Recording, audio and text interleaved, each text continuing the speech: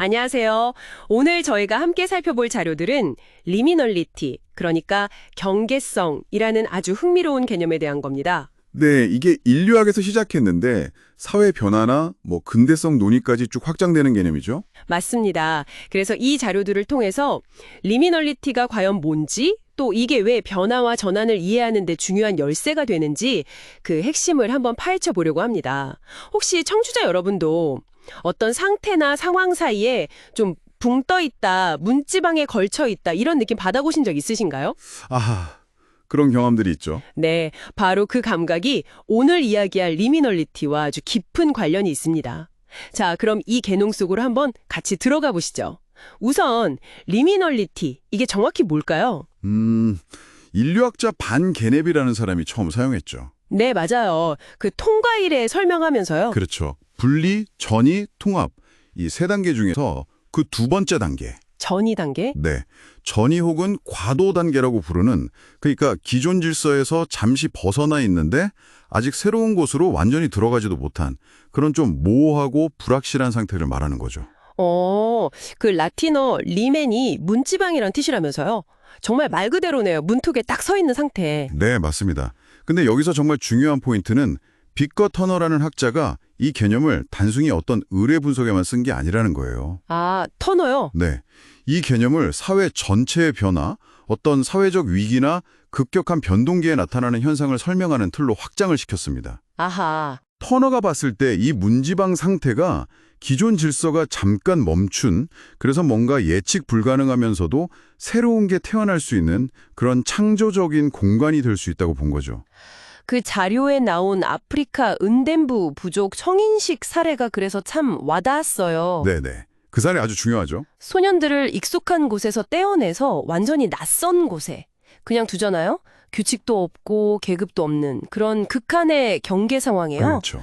근데 거기에서 오히려 되게 강렬한 유대감이나 평등 의식 같은 게 생겨난다는 거예요. 터너는 이걸 커뮤니타스라고 불렀다는데. 맞습니다. 왜 하필 그런 어떻게 보면 혼란스러운 상황 속에서 그런 끈끈함이 생겨나는 걸까요? 그게 좀 궁금했어요. 바로 그 지점이 핵심입니다.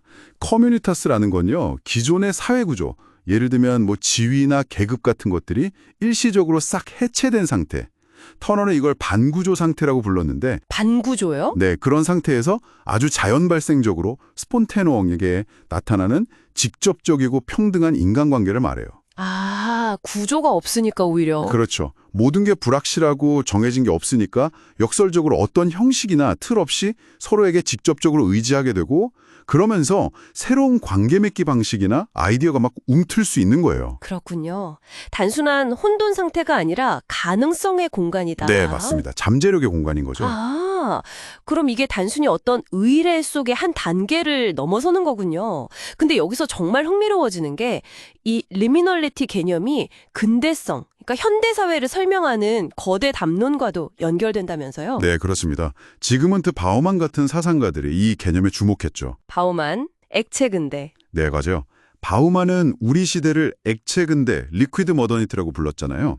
모든 것이 끊임없이 변하고 뭔가 고정된 형태 없이 계속 흘러가는 상태. 네. 이게 어떻게 보면 리미널리티가 그냥 일시적인 통과 단계가 아니라 아예 영구적인 상태가 되어버린 것과 같다고 해석할 수 있는 거예요. 영구적인 리미널리티. 불안정한 상태가 계속되는 거네요? 그렇죠.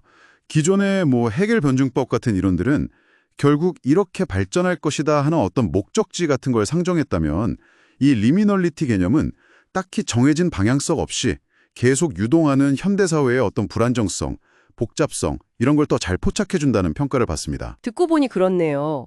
근데 이런 전환기적인 발상, 이게 꼭 서구에만 있었던 건 아니겠죠. 자료를 보니까 흥미롭게도 우리나라의 동학사상이나 대순사상 같은 자생적인 사유와도 연결점을 찾으려는 시도들이 있더라고요. 네, 그 지점도 상당히 주목할 만합니다.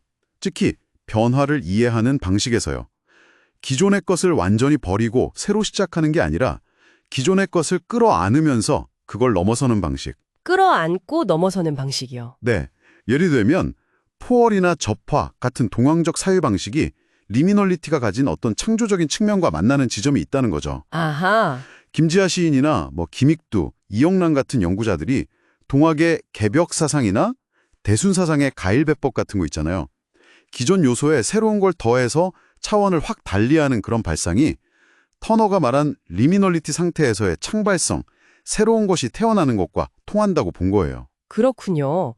서구 이론과 대화하면서도 우리 고유의 사상, 특히 몸의 경험을 중시하는 그런 독자적인 논의를 펼치려는 시도였겠네요. 네, 맞습니다. 탈근대적인 논의로 확장하려는 그런 움직임이었죠. 와, 듣고 보니 개인적인 어떤 성장의 경험부터 시작해서 사회 전체의 격변기, 그리고 이런 동서양 사상까지 이 리미널리티라는 창을 통해서 정말 많은 것을 들여다볼 수 있겠네요. 그렇다면 이 모든 이야기가 지금 이걸 듣고 계시는 당신에게는 어떤 의미를 던져줄 수 있을까요? 글쎄요, 리미널리티라는 개념은 결국 변화를 마주하는 우리 모두에게 굉장히 강력한 관점을 제공한다고 생각합니다. 강력한 관점이요?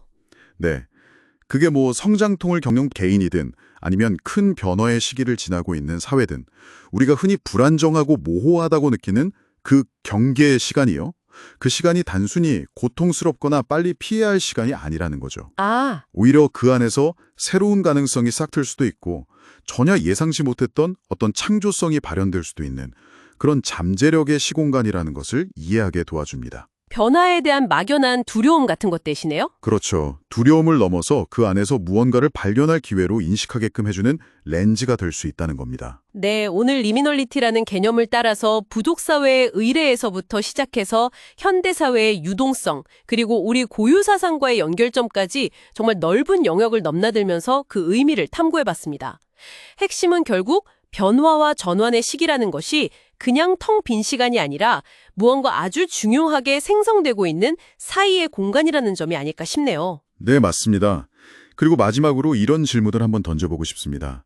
자료에서 터너는 사회적 위기 후에 공동체가 다시 균형을 찾거나 문제를 해결해 나가는 단계를 교정치유 단계라고 언급하는데요. 네, 교정치유 단계. 적인 어려움을 겪으면서 온라인 공간에서의 논쟁은 더 날카로워진 것 같고요. 그렇죠. 이런 상황에서 과연 진정한 의미의 공동체적인 유대감, 터너가 말했던 그 커뮤니타스나 사회적인 교정 치유는 어떤 모습으로 가능할지, 우리가 어떻게 그걸 만들어 갈 수 있을지 한번 깊이 생각해 볼 문제가 아닌가 싶습니다. 네, 정말 곱씹어 볼 만한 질문인 것 같습니다.